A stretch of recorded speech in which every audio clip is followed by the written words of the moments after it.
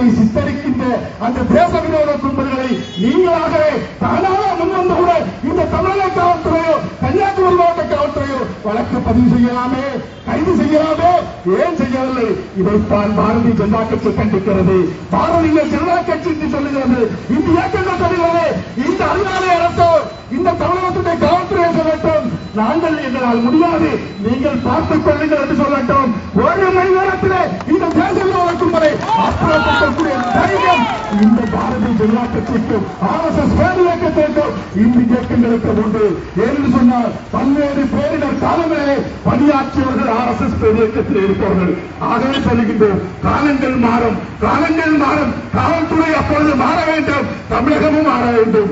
ஏனென்று சொன்னால் 2 பாராளுமன்ற உறுப்பினரை கொண்ட கட்சி இன்றைக்கு 300க்கும் அதிகமான பாராளுமன்ற உறுப்பினரோடு இந்த நாட்டை ஆண்டு கொண்டிருக்கிறது. உலகத்தில் அதிகமான உறுப்பினரை கொண்டிருக்கிறது. 17 மாநிலத்திலே பாரதிய ஜனதா கட்சி இன்றைக்கு ஆள முடிகிறது சொன்னால் நாளை தமிழகத்தையும் பாரதிய ஜனதா கட்சி காங்கிரஸ் அல்ல, இந்த கோமன அத்தனை பேரையும் என்ன செய்ய வேண்டும் என்று சொல்லி அப்பொழுது எங்களுக்கு தெரியும், அப்பொழுது நாங்கள் பார்த்துக் கொள்கின்றோம் இந்த தேச விரோத கும்பல் சொல்லி இந்த நிகழ்ச்சியின் மூலமாக அவர்கள் மீது நடவடிக்கை எடுக்க வேண்டும் என்று நாமெல்லாம் ஆசைப்பட்டு அது நடக்காது. அது நடத்தப்படாத அரசு. ஆகவே கண்டனங்கள் செய்வதுதான் நம்முடைய உரிமை. அந்த கண்டனங்களை இங்கே தெரிவித்துக் கொண்டு இந்த வாய்ப்புக்கு நன்றியோடு ஜெய்ஹிந்த், பாரத் மாதா கி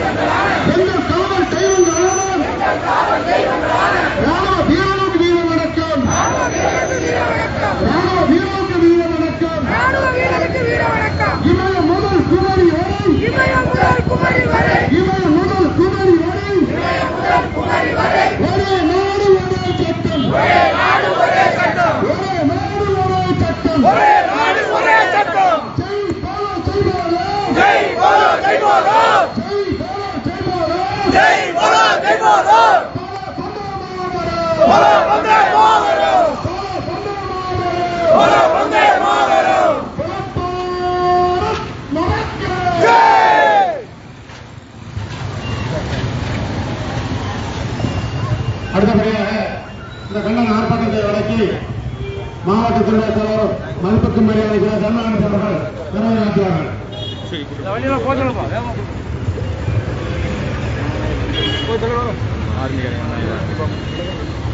நமது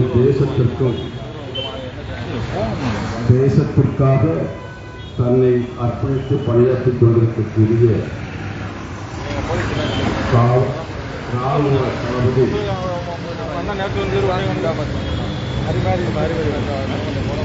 ராவத் அவருடைய மரணத்தையும் கொச்சைப்படுத்தி சமூக வலைதளங்களில் பேசுகிறத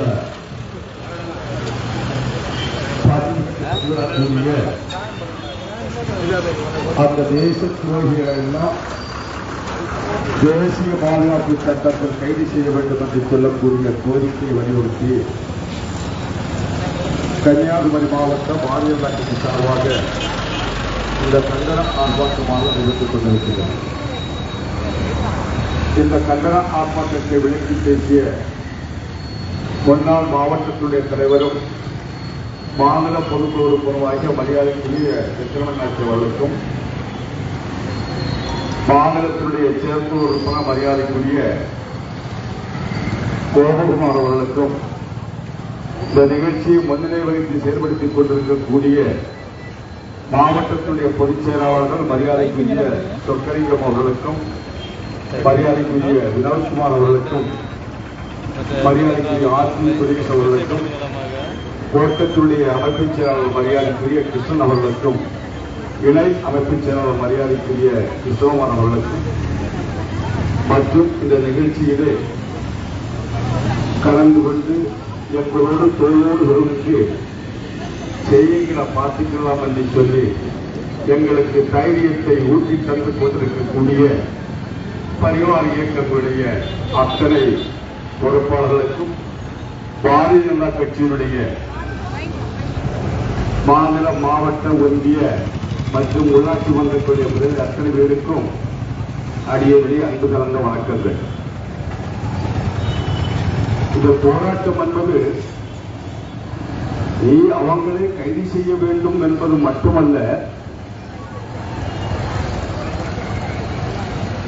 எங்களுக்கு காவல்துறை மீது பெரிய நம்பிக்கை. நேற்றைய தினம் முன்சிறை பகுதியில் இருந்து முந்தானை நைட்டு சிவந்து என்று சொல்லக்கூடிய ஒரு இன்ஜினியர் படித்த ஒரு பட்டதாரி இளைஞரை இரவோடு இரவாக கன்னியாகுமரி மாவட்டத்தினுடைய காவல்துறையை சார்ந்தவர்கள் கைது செய்து கொண்டு நேற்று சிறையில் அடைத்தார்கள். அவர்களை சிறையில் அடைக்கின்ற போது நீதிமன்றத்திற்கு நானும் சென்றிருந்தேன். சைபர் கிரைமினுடைய காவல்துறை அதிகாரிகள் தான் வந்திருந்தார்கள். அவர்களும் சொன்னேன், நீங்க நல்ல வேலை பார்க்குறீங்க சார், ரொம்ப வேகமா வேலை பார்க்குறீங்க, பரவாயில்லையே, இரவோடு இரவாக சிவந்தி என்ன தேசத்துறவு குற்றம் செய்தாரா, என்ன அவன் போட்ட பதிவு என்ன பகவத்தல்ல இப்ப உடனே நாட்டுக்கு வந்து நீங்க அரசு பண்ணுவீங்களா? இது ஆம்பளுடைய கூட்டப்படாது, ஆடம்பட்டு கெட்டவங்களா பாரதிய கட்சி கிடையாது. ஆத்மகங்கள் இருந்து கொண்டிருக்கின்றார்கள். நீ ஆடம்பட்டு கெட்டவன் போலீஸை வச்சு கைது செய்வேன். இதையெல்லாம் தாண்டின ஆபரேஷன்களுக்கு உண்டும் அவனை புரிந்து கொள். காவல்துறை என்ன பிரச்சனை?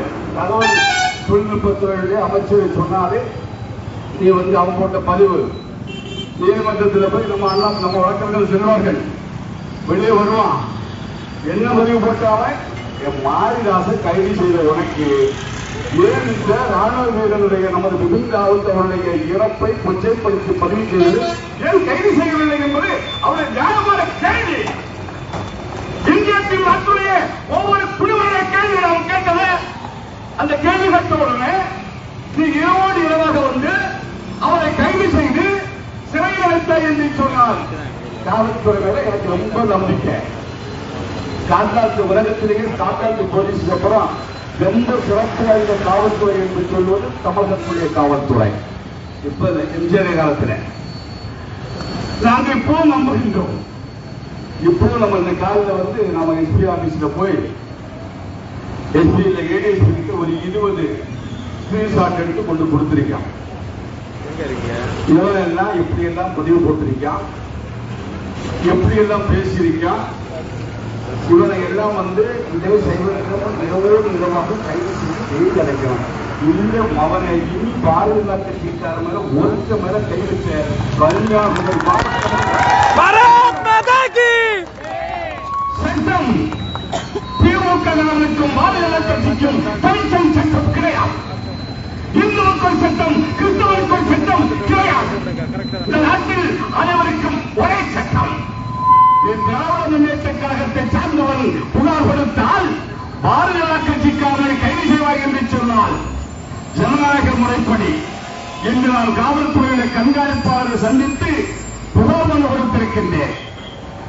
ஒரு 2 தினங்களுக்கு முன்னால் இதெல்லாம் கைது செய்து சிறையிலே அடைத்தால் நீங்கள் எல்லாம் காவல்துறையுடைய நம்பிக்கை நட்சத்திரங்கள் என்று நாங்கள் நம்புவோம். இல்லை என்று சொன்னால் நீங்கள் அறிவாலயத்துடைய காவல்துறை, தமிழகத்துடைய காவல்துறையாக இருப்பதற்கு வாய்ப்பு கிடையாது. ஏனென்று சொன்னால் தமிழகத்துடைய காவல்துறை என்று சொன்னால் அறிவாலயம் சம்பளம் கொடுக்கவில்லை உங்களுக்கு. ஒவ்வொரு தமிழகத்துடைய குடிமகளுடைய வரிப்பணம் தான் உங்களுக்கு தரக்கூடிய சம்பளம் என்பதை புரிந்து கொள்ள வேண்டும். தகவல் தொழில்நுட்பத்துறை அமைச்சர் கன்னியாகுமரி மாவட்டத்தை சார்ந்தவர். எங்களுக்கு தெரியும், நான் முன்சரை ஒன்றியத்தை சார்ந்தவர்.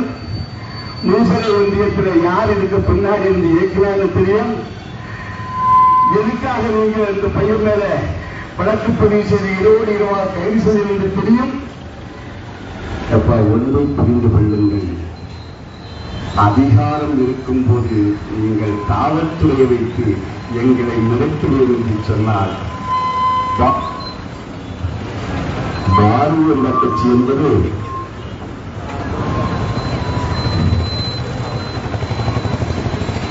காவல்துறையை வைத்து நீங்கள் முன்னேற்றி அந்த இளைஞனை பெரிய சாதனமாக ஒரு தகவல் தொழில்நுட்பத்துடைய அமைச்சர் ஒரு இளைஞனை சூழ்ந்து கைது செய்தது சாதனை.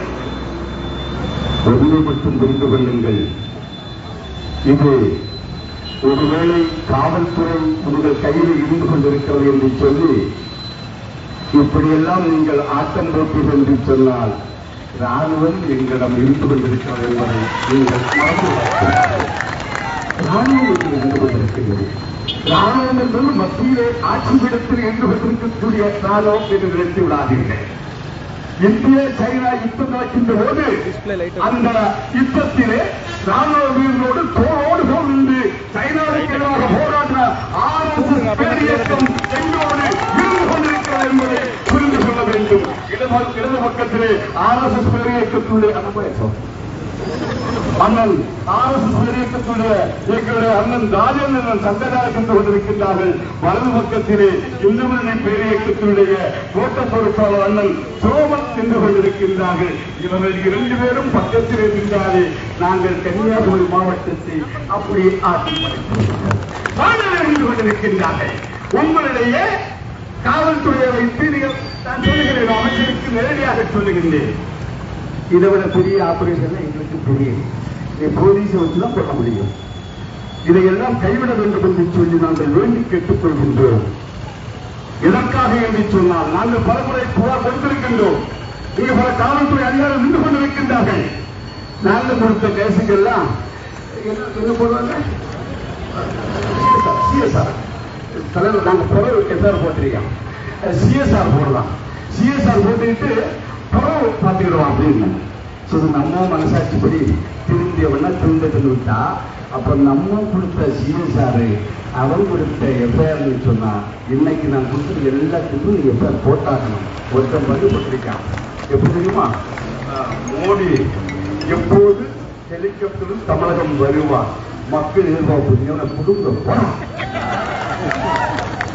வருவாங்களா திருவத்தம் போட்டு எப்படி தெரியுமா, அதாவது அந்த ஹெலிகாப்டர்ல மோடி போயிருந்தா பால் ஊற்றி இருக்கலாம். சரி, இதுவும் பரவாயில்ல. அவன் சுவாமி விவேகானந்தனுடைய மறுபிறவி. உலகத்தை ஆள வந்தவன் அவன் நரேந்திர மோடி. உலகத்தை ஆள வந்தவன்.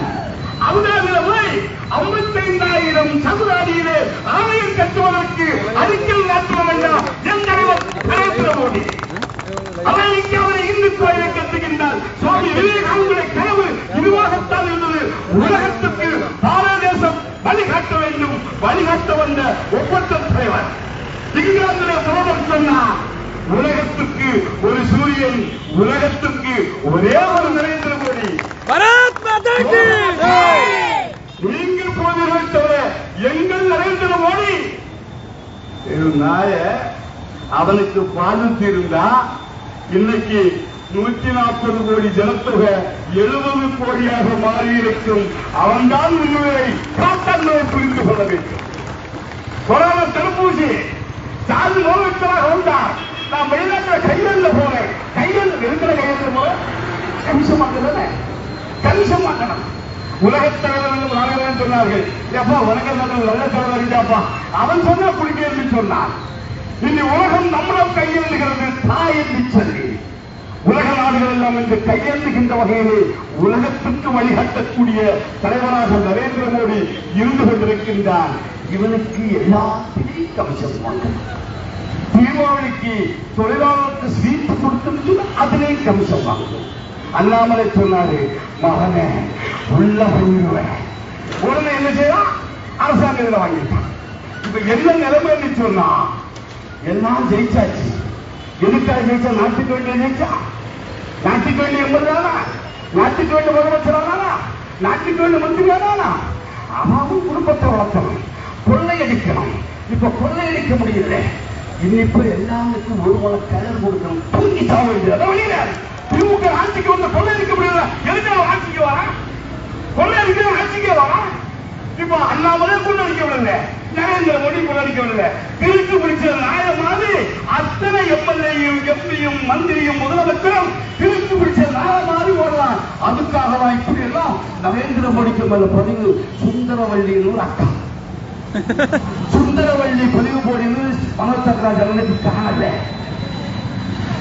அவன் பதிவு போட்டதுக்கு காணலையா? அவரை பார்த்ததுல பதிவு மறந்து போச்சாலும் தெரியல. மந்திரிக்கு போன் பண்ணாங்களா? பொய் சொல்லல. மந்திரிக்கு அதிகாரிகள் போன் பண்ணாங்களா? மந்திரிக்கு போன் எடுத்துக்கிட்டு சொல்லியானாம் அவர் இன்னொருவருடன் தொடர்பு இருப்பதால் சிறிது நேரம் கழித்து அதுவரை என்னிடம் தொடர்பு இருந்தீர்கள் அப்படின்னு அவர் வேறொருடன் தொடர்பு இருப்பதனால அதுவரை என்னிடம் தொடர்பு இருந்தவர் மந்திரி இவரா இவருக்கு மோனா கண்டுபிடிக்கலாம். நமக்கு அவசியம் அல்லவா? அதனால இதில் எதுக்கு பேசுறது? நம்ம அவனை கிழிச்சு போடுவான். நீங்க எல்லாம் எப்படிப்பட்டவன்னு எங்களுக்கு தெரியும். உங்க விளையாட்டு தான் வந்து அங்க வச்சுக்கா, இங்க காட்டாத. இது தேசபக்தனுடைய கூட்டம். இது தற்கொலை கொலை. துப்பாக்கிக்கு இந்த பூச்சாண்டிக்கு இருக்கலாம். கன்னியாகுமரி மாவட்டத்துடைய பாரதிய கட்சி பயப்படாது என்பதை நிரூபணக்காக மட்டும்தான் இந்த கூட்டமை தவிர நேற்றைக்கு ராத்திரி முடிவு பண்ணி இன்னைக்கு போராட்டம் மனம் செலுக்கணும்னு சொன்னா இந்த பூச்சாண்டியில் வச்சிடாத அவரை திமுக சொல்லிட்டு கன்னியாகுமரி மாவட்ட காவல்துறை கடமையை விட்டு தவறக்கூடாது என்பது வேண்டுகோள். கடமையிலிருந்து தவறாதீர்கள். சட்டம் அனைவருக்கும் சமம். நியாயமும் நீதியும் நிலைநாட்டுவதற்காகத்தான் காவல்துறை என்பதை புரிந்து கொண்டு செயல்பட வேண்டும் என்ற கூட்டத்தின் வாயிலாக கன்னியாகுமரி மாவட்டத்துடைய காவல்துறையுடைய அத்தனை அதிகாரிகளுக்கு வேண்டுகோளாக வைக்கின்றேன். என்னுடைய ஆனந்தம் செய்ய சொன்னால் போட்டிருக்க மாதிரியா மோடி கலையை முடிச்சிடப்பான். இவனெல்லாம் இன்னும் 5 ஆண்டுகள் இந்த நாட்டில் இந்தியாவில் இருந்தா அடுத்து 50 வருஷம் வீணாயிடும். போதும். மனித வெடிக்குண்டாக வேண்டுமா? நான் வருகிறேன். அந்த நாயை கொண்டு வந்து ஒரு வெடிக்குண்டை தொட்டி விட்டு சீக்கிரம் வெளியே சொல்றேன். என்னடா போ நாட்டுடைய பிரதமருக்கு மேல இப்படி பதிவு போட்டிருக்கு. உன்னை கைது செய்ய முடியவில்லை. சட்டத்துக்கு தெரியவில்லையா? நாம் புகழ்படுத்த வேண்டும் என்ற அவசியம் கிடையாது. ஏன் அவர் கைது செய்யவில்லை காவல்துறை? நரேந்திர மோடி மீது நான் வெடிக்குண்டாக வருவேன். யார் இந்த நரேந்திர மோடி? இந்த ஆளும் தேசத்துடைய சொந்தமாவே குடும்பம் கிடையாது, சோழ கிடையாது. எப்படி ஒரு ராணுவம் பணியாற்றுகின்றோம் அதே போன்று ஒவ்வொரு தீபாவளியை சிந்தித்து பாருங்கள் சகோதரர்களே. முதல் தீபாவளியை காத்துள்ள நாட்டுடைய மிக உயரமான சியாசின் மலை உச்சியில் அந்த பணி இடந்த காட்டிலே அங்கு எல்லையை பாதுகாத்துக் கொண்டிருந்த ராணுவ வீரனோடு தீபாவளியை கொண்டாடியவன் நரேந்திர மோடி. இங்க ஸ்டாலின் கொண்டாட்டியும் பிள்ளையோட சொகுசா இருக்குன்னு சொன்னா எல்லையை அவர் பாதுகாத்தார். இந்த நாட்டிலே அத்தனை பேரும் தீபாவளியை புத்தாடை உடுத்த குடும்பத்தோடு பட்டாசு கொடுத்து கொண்டாடுகின்ற போது அந்த ராணுவ வீரர் மற்றும் எல்லையிலே இந்த நாட்டில் இருந்து கொண்டிருக்கக்கூடிய ஒவ்வொரு அயோக்கிய திமுக அரசியல்வாதிகளையும் ஒவ்வொரு அமைச்சரையும் இப்படி பதிவு கொடுக்கக்கூடிய ஒவ்வொரு நாடுகளையும் பாதுகாப்பதற்காக தங்கள் குடும்பத்தை மறந்து மனைவியை மறந்து குழந்தையை மறந்து இந்த தேசம்தான் எனக்கு முதல்வர் என்று சொல்லி இந்த தேசத்தை காப்பதற்காக மலை உச்சியிலே அந்த பனிக்காட்டிலே அந்த குழுவும் பெருங்குழுவும் தேசத்தை காத்துக் கொண்டிருந்த அந்த மலை உச்சியிலே இன்றைக்கு 7 ஆண்டுகளாக அந்த ராணுவ வீரனோடு தீபாவளியை கொண்டாடுகின்ற வந்த நாட்டுடைய பிரதமர் அவர் சொன்னார், நாட்டிலே இருந்து கொண்டிருப்பவர் அத்தனை பேரும் குடும்பத்தோடு தீபாவளி கொண்டாடுகின்ற போது தேச மக்களே என்னுடைய எல்லையை பாதுகாக்கக்கூடிய நீயும் நான் தான் குடும்பம், நாம் சேர்ந்து இந்த தேசத்தை காப்போம் என்று சொல்லி நம்பிக்கை கொடுத்துக் கொண்டு வரக்கூடிய நரேந்திர மோடியை நான் வெளிக்குண்டாக மாறி நான் தடுக்க வேண்டும் என்று சொல்லுகிறான் என்று சொன்னால் அவரை கைது செய்வதற்கு திப்பில்லை என்று சொன்னார். கைது செய்ய வேண்டும் ஏனென்று சொன்னால் சட்டத்திற்கு முன் அனைவரும் சமமாக நீங்கள் பாதிக்க வேண்டும் என்று சொல்லக்கூடிய வேண்டுகோளை உங்கள் மத்தியில் வைப்பதோடு இது ஒன்றிய குறிப்புகளை கன்னியாகுமரி மாவட்ட நிர்வாகத்தின் காவல்துறைக்கும் கன்னியாகுமரி மாவட்டத்துடைய பாரதிய கட்சியிலே மாவட்ட தலைவர் என்ற முறையிலே ஒன்றிய குறிப்புகளை சொல்ல வேண்டும் என்று சொல்லி விரும்புகின்றேன். விநாயகர் சதுர்த்தி விநாயகரை வைத்து வழிபட்டார் காலங்காலங்களாக வந்து வழிபட்டார் கொரோனா வரும் என்று சொல்லி 2 ஆண்டுகளாக கை மறைக்கும்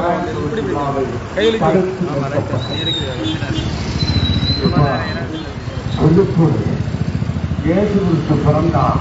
எடப்பாடி இந்த பாவம் தான் செய்தாங்க பிறக்காம அவனுக்கு 20ஆம் தேதியிலிருந்து ஜனவரி மாசம் 1ஆம் தேதிக்கு கொரோனா கிடையாது. இவன் எல்லாம் 6 மணி வந்தோடனே பொட்டு அழிச்சுக்கிட்டு வந்த அப்போது மண்ணா போகாது அப்ப சொல்லக்கூடாது. இப்ப சொல்லணும் வேற வழியில அப்படி வந்தாரு. இப்போ கொரோனா இல்லை. புதுக்குடி விநாயகர் உற்சவத்தை வச்சு விநாயகர் விழாவை கொண்டாடுனா கன்னியாகுமரி மாவட்டத்துடைய மாவட்ட நிர்வாகம் காவல்துறை அத்தனை பேருக்கும் வெளிவந்து இருக்கின்றேன். எங்களை விநாயகர் நீங்க என்ன பாடுபடுத்துறீங்க, விநாயகர் வச்ச அப்பா அது பண்ணக்கூடாது இது பண்ணக்கூடாது என்று எல்லா தெருக்களிலும் உட்கொண்டு தயாராகிறது. நடுநிலை வைக்கக்கூடிய மாவட்ட நிர்வாகம் என்று சொன்னால் உடனடியாக அந்த புல்கூடுகளை எல்லாம் அப்புறப்படுத்த வேண்டும். அப்புறப்படுத்தவில்லை என்று சொன்னால் நாங்கள் ஏற்றுக்கொள்ள மாட்டோம். இனி ஏதாவது இந்து விழாக்களுக்கு எங்கள் இந்து இயக்க தலைவர்களை அழைத்து பேசக்கூடாது. அந்த தகுதியை நீங்கள் திறந்து விடுவீர்கள். எங்கள் தலைவர்களை அழைத்து நீங்கள் பேசுகின்ற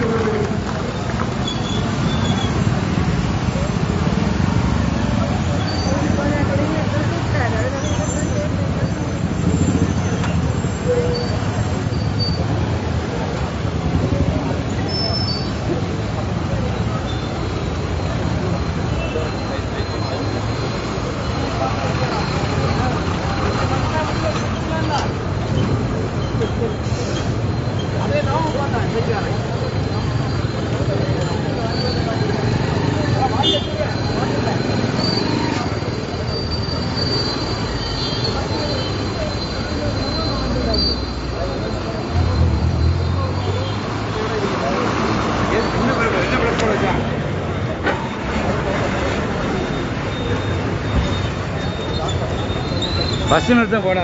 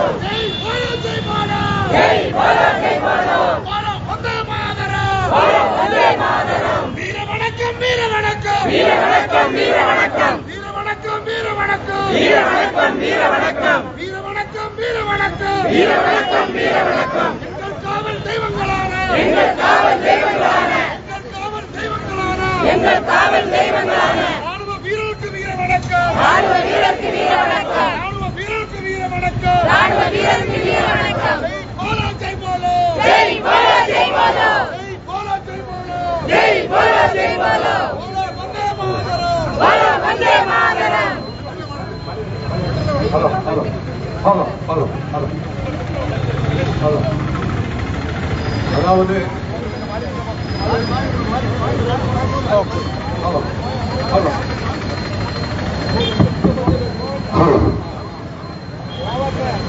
விநாயகர் சதுர்த்தி காலங்காலமாக நடைபெற்றுக் கொண்டிருக்கக்கூடிய விநாயகர் சதுர்த்தி ஊர்வலத்தை நடத்த விடாமல் தடை செய்து விநாயகரை பொதுவிடத்தில் வைக்கக்கூடாது என்று சொல்லி கொரோனாவை காரணம் காட்டி முழுமையாக தடுத்து நிறுத்திய மாவட்ட நிர்வாகம் உங்களுக்கு ஒத்துழைப்பு தந்தது கன்னியாகுமரி மாவட்டத்துடைய இந்த இயக்கங்கள் ஒட்டுமொத்தமாக. எதற்காக என்று கேட்டால் உங்களுடைய தலைகளை தாண்டி கடலில் கடப்பதற்கு தைரியம் இல்லாத காலத்தால் அல்ல, கன்னியாகுமரி மாவட்டம் அமைதியாக இருக்க வேண்டும் என்று சொல்லக்கூடிய ஒரே சிந்தனை. பயந்து கிடையாது. பயம் என்பது மாநில கட்சிக்காரர்களுக்கு வந்ததாக சரித்திரம் கிடையாது. நாங்கள் வீட்டில் வருகின்ற போதே பாத்திரத்தை கல்வி கமத்தி வச்சு கொண்டாடி சொல்லிட்டு வருவேன்.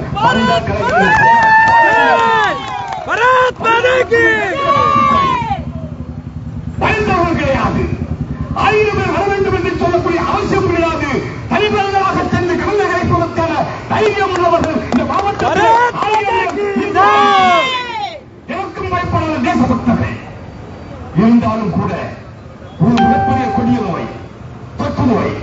இந்த தொற்று நோய் மக்களுக்கு பாதித்துவிடக் கூடாது என்று சொல்லி அரசாங்கம் சில நெறிமுறைகளை அறிவிக்கின்ற போது அதற்கு ஒத்துழைக்க வேண்டும் என்று சொல்லி எங்களுக்கெல்லாம் வழிநடத்தக்கூடிய எங்களுடைய தலைவர்கள் வழிகாட்டிய காரணத்தால் உங்களுக்கு முழுமையாக ஒத்துழைத்தோம். இன்றைக்கு 3வது அலை மிக வேகமாக பரவிக் கொண்டிருக்கின்றது. நம்ம மாவட்டத்தில் வந்திருக்கின்றது.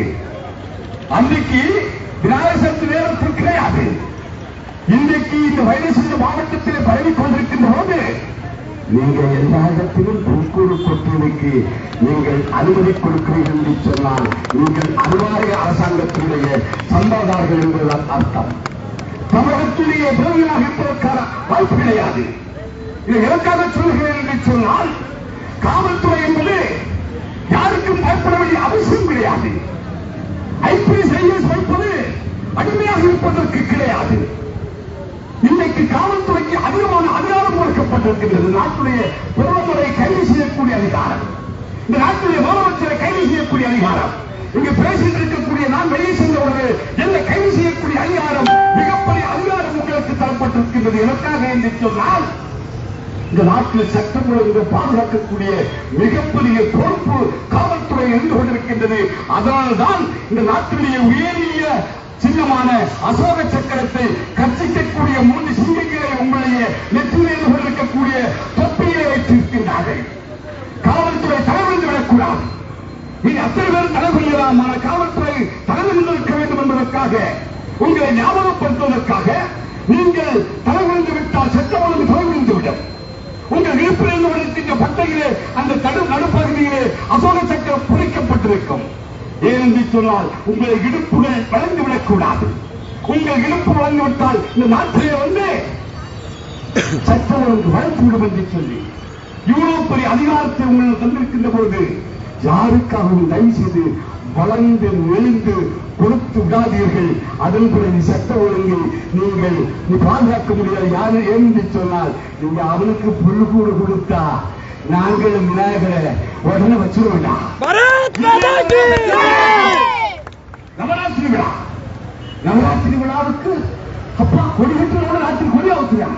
காவி கொடி கூடாது இருக்கு. சிந்தித்து பாருங்கள் சகோதரர்களே. இது யாரை குறை சொல்ல நம்மளுடைய வருத்தத்தை சொல்லுகின்றேன். நடுநிலை மாறாமல் இருந்து கொண்டிருக்க வேண்டும். அதே போன்று வள்ளியத்து பகுதியில ஒரு விநாயகர் ஆலயத்தை இடிப்பதற்காக இங்க இருக்கக்கூடிய ரகசிய காவல்துறையை சேர்ந்தவர்கள் இதை குறிப்பிட்டு அந்த அறிவாலய அரசினுடைய ஒரு மண்டபத்திற்கு முதலமைச்சருக்கு அனுப்பி கொடுத்த நாட்டுக்கு நல்லது என்று சொல்லி அவர் ஒரு வழிநாட்டில் இருக்கக்கூடிய ஒரு கோயிலும் 100 ஆண்டுகளாக இருக்கக்கூடிய ஆலயத்தை இடிப்பதற்காக பீடப்பிடிகாரம் வந்து நோட்டீஸ் கொடுத்திருப்பதாக சொல்லுகின்றார்கள். என்னுடைய வேண்டுகோள் கேட்டா சுப்ரீம் கோர்ட் ஆர்டர் அப்படின்னு சொல்லியாங்க. எனக்கு காவல்துறைக்கும் பீடப்பிடிக்கும் மாவட்ட நிர்வாகத்துடைய வேண்டுகோள் என்பது எனக்கு கையில ஒரு 9 சர்ச்சை இருக்கக்கூடிய ஆர்டர் எனக்கு கோர்ட்டாக பாதுகாக்கக்கூடிய நல்ல காவல்துறை அதிகாரிகள் என்று சொன்னால் இது ஒரு 5 வருஷத்துக்கு முன்னாடி 7 வருஷத்துக்கு முன்னாடி உள்ள அந்த உத்தரவுகள் முதல்ல அதை இடிச்சுக்கிட்டு வரீங்க. இது ஒண்ணு. அரசாங்க இடம் கோயில் இருக்கத்தான் செய்யும். இந்திய முழுக்க இருந்து கொண்டிருக்கின்றது. அரசாங்க இடத்துல கோயில் இருக்கக்கூடாது சொன்னா, கோயில் இடத்துல அரசாங்க கட்டிடங்கள் இருந்தால் கோயிலுக்கு உனக்கு சம்பந்தம் கிடையாது. அறமே இல்லாத ஒரு அறநிலைத்துறை. இங்க ஒரு தேவிகுமாரி காலேஜ் இருக்கு. ஒரே ஒரு கல்லூரி இந்துக்களுக்கு அறநிலைத்துறைக்கு காலேஜ் சொல்லுவாங்க. நம்ம கன்ஃபியூஸ் வருவான். இல்ல திமுக காலேஜ் கேட்க மாட்டாங்க. தேவிகுமாரியோட பேரு நம்மள நடத்தி அப்படின்னு சொல்றாங்க. அங்க கொடுக்கக்கூடிய எல்லாம் ஒரு பொட்டிக்கடை போட்டிருக்கனால சீட்டு போடுறாங்க அப்படின்னு சொல்லியாங்க. அங்க கிறிஸ்தவன் முஸ்லீம் தான் அந்த அறநிலைத்துறையினுடைய ஆசிரியர்கள். இன்னும் பிள்ளை படிச்சுக்கிட்டு கிடைக்குது, வேலை கொடுக்கல. அதனால என்னுடைய வேண்டுகோள் என்பது, அந்த வழியாற்றில் இருக்கக்கூடிய ஆலயத்தை இடிப்பதற்காக தவறான முடிவுகளை செய்து விடாதீர்கள். அதனுடைய அதுக்கு பிறகு வரக்கூடிய விளைவுகளை சந்திப்பதற்கு தயாராக வேண்டும் என்று என்னுடைய வேண்டுகோள். ஏன்னு சொன்னா, நாங்கள் எங்க கோயில் இருக்கிறோம் பார்த்துட்டு இருக்கிறோம். அதை விட செத்து போயிடலாம். மன்னனை இருக்கேன். கன்னியாகுமரி மாவட்டத்தில் ஒரு ஆலயத்தின் மீது கைவிட்டீர்கள் சொன்னால் பலருடைய உயிர்களை உங்களுக்கு பலியானம் செய்வதற்கு நாங்கள் தயாராக இருந்து கொண்டிருக்கின்றோம். இந்த மாவட்டத்தில் இந்து சமுதாயத்திற்காக பலர் தங்களுடைய உயிர்களை பலிதானம் செய்திருக்கின்றார்கள். இன்னும் அறிவாலை அரசாங்கத்துக்கு அப்படி எங்களுடைய கன்னியாகுமரி மாவட்டத்துடைய இந்துடைய உயிர் வேண்டும் என்று சொன்னால் அதுவும் தருவதற்கு தயாராக இருந்து கொண்டிருக்கின்றோம். ஆகவே இந்த முடிவை நீங்கள் கைவிட வேண்டும் என்று சொல்லி இந்த கூட்டத்தின் வாயிலாக கேட்கின்ற சட்டத்துக்கு அனைவரும் சமம் என்பதை நீங்கள் நிரூபிக்க வேண்டும் என்று சொல்லக்கூடிய வேண்டுகோள் என்னிடம் இருந்து கொண்டிருக்கின்றது. கன்னியாகுமரி மாவட்டத்துடைய காவல்துறையுடைய அதிகாரிகள் நாம் மிகவும் மதிக்கக்கூடியவர், நேசிக்கக்கூடியவர். ஏனென்று சொன்னால் நடுநிலை மாறாமல் செயல்படுவார் என்று சொல்லக்கூடிய நம்பிக்கையில் எங்களுடைய இந்திய இயக்கத்தை சார்ந்தவர்கள் நாமும் பல நேரங்களில் அவர்களுக்கு முழுமையான ஒத்துழைப்பு கொடுத்திருக்கின்றோம். கன்னியாகுமரி மாவட்டத்துடைய சட்ட ஒழுங்கை பாதுகாப்பதற்காக இப்போது நீங்கள் செய்த தவறை எங்களால் ஏற்றுக்கொள்ள முடியாது. சிவன் என்று சொல்லக்கூடிய ஒரு இளைஞரை இரவோடு இரவாக சென்று நீங்கள் கைது செய்யக்கூடிய அளவில் அவர் ஒன்றும் பெரிய குற்றவாளி கிடையாது. ஒருவேளை மனோ தங்கராஜுடைய சிங்கிகளுக்கு அவர் சும்ம சுப்பனமாக இருந்திருக்கலாமே தவிர அவர் செய்த நீங்கள் சட்டத்துக்கு முன் நாங்கள் தரக்கூடிய அந்த புகார்களுக்கு உடனடியாக குற்றவாளியை கைது செய்து நடவடிக்கை எடுக்க வேண்டும் என்று சொல்லக்கூடிய வேண்டுகோளை உங்கள் மத்தியிலே வைக்கின்றோம். அது நீங்கள் செய்யவில்லை என்று சொன்னால் எங்கள் கட்சிக்காரன் சொன்னா கேட்க மாட்டான். இதே மாதிரி கைது செய்வதற்கு வராதீர்கள். ஏனென்று சொன்னால் சட்டம் என்பது அனைவருக்கும் சமமாக இருக்க வேண்டும் என்று சொல்லக்கூடிய வேண்டுகோளை வைத்து காவல்துறை மீது மனித நம்பிக்கை வைத்திருக்கின்ற எங்களுடைய நம்பிக்கை இழக்க விடாமல் நீங்கள் செயல்பட வேண்டும் என்று சொல்லக்கூடிய வேண்டுகோளை வைத்து அறிவாள அரசுக்கு ஒரு எச்சரிக்கையாக சொல்லிக் கொள்வதெல்லாம், காவல்துறையை வைத்து கைது செய்து ஏறிவிட்டு எங்களுடைய கட்சி அல்லது இயக்க தொண்டர்கள் மீது நீங்கள் தாக்கு நடத்த வேண்டாம். நேருக்கு நேர் உங்களோடு மோதுவதற்கு நாங்கள் தயாராக இருந்து கொண்டிருக்கின்றோம். எந்த இடத்தில் எங்காக இருந்தாலும் கன்னியாகுமரி எத்தனை பேர் சேர்ந்தவர்கள், திமுக, காங்கிரஸ், கம்யூனிஸ்ட் ஒரு வசதிகளை செய்திருக்கு. திருமணம்ல கன்னியாகுமரி மாவட்டத்தில் காணாமல் போன கம்யூனிஸ்ட் அப்படின்னு, அந்த காணாமல் போன கம்யூனிஸ்ட், திமுக, அதே மாதிரி காங்கிரஸ், எங்களுடைய மற்ற இஸ்லாமிய அமைப்புகள் அத்தனை பேரும் நீங்கள் சேர்ந்து வாருங்கள். உங்களை நேருக்கு நேர் தனியாக சந்திப்பதற்கு கன்னியாகுமரி மாவட்டத்தில் பாரதிய ஜனதா கட்சி தயாராக இருந்து கொண்டிருக்கிறது. அதிகாரத்தை துஷ்பிரயோகம் செய்து காவல்துறையை தவறாக பயன்படுத்தி காவல்துறையுடைய கண்ணியத்தை களங்கப்படுத்தாமல் பாதுகாக்க வேண்டியது அரசாங்கத்துடைய கனவு என்பதை கூறி இதை காவல்துறையின் மாவட்ட நிர்வாகமும் முழுமையாக இதை கண்காணிக்க வேண்டும் என்று சொல்லக்கூடிய வேண்டுகோளை வைத்து நேற்று இரவு முடிவு செய்து இன்றைய தினம் இந்த போராட்டம் என்று சொல்லவில்லையே, தேசத்துக்காக, தேச நலனுக்காக, தேசத்தை காப்பதற்காக உயிர் கொடுப்பதற்கும் நான் தயார் என்று சொல்லி இங்கு வந்து கொண்டிருக்கக்கூடிய அத்தனை பாரதிய ஜனதா கட்சி மற்றும் இந்திய இயக்க பொறுப்பாளர்கள் அத்தனை பேருக்கும் கன்னியாகுமரி மாவட்ட பாரதிய ஜனதா கட்சி சார்பாக மனப்பூர்வமான நன்றிகளை தெரிவித்துக் கொள்கிறேன். நன்றி, வணக்கம். இன்னும் நமது தொடர்ந்து கொண்ட போராட்டங்கள் நடைபெறும். காலத்தை சொல்லுவேன், ராத்திரி வரணும், ராத்திரி சொல்லுவேன், காலையில் வரணும். ஏனென்று சொன்னால் காலம் பூரா போராட்டம் தான் நமது களமாக இருந்து கொண்டிருக்க வேண்டும். இதுதான் நமக்கு விடிவு காலம் என்று சொல்லி அத்தனை பேருக்கு நன்றி கொள்கிறேன். நன்றி, வணக்கம். வந்தே மாதரம். பாரத் மாதா கி ஜெய். மாதாக்கு ஸ்டாலினுக்காக ஜெய் ஹிந்த், ஜெய் ஹிந்த், ஜெய் ஹிந்த், ஜெய் ஹிந்த், ஜெய் ஹிந்த். இந்த ரோடு கூட இந்த ஓய்வு பெற்ற ராணுவர்கள் தான் குற்றப்புள்ளி நிறுத்தினாங்க. நானாரி பயிர்வன நன்றி வேண்டாமாடா, நன்றி வேண்டாமா. நன்றி, வணக்கம். भारत माता के, भारत माता के, भारत माता के, भारत माता के जय।